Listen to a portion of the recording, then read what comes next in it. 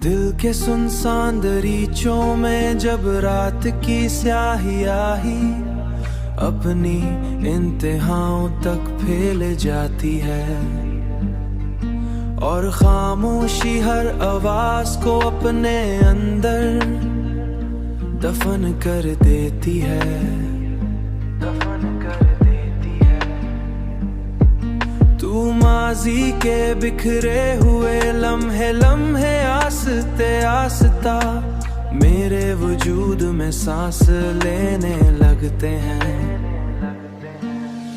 इन्हीं लम्हों में तुम्हारी मुस्कुराहट की रोशनी एक मध्यम चराग की तरह मेरे ख्यालों में जलती है और मैं देर तक इसी रोशनी में खोया रहता हूँ।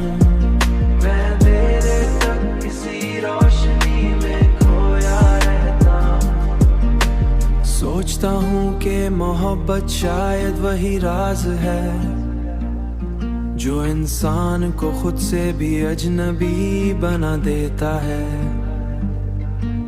तुम्हारी आवाज की मध्यम बाज गश्त आज भी मेरे दिल के सुपत को चीरी है, चीर देती है और मुझे इन दिनों की तरफ ले जाती है जहां हर लम्हा तुम्हारे साथ जीने की ख्वाहिश से भरा हुआ था।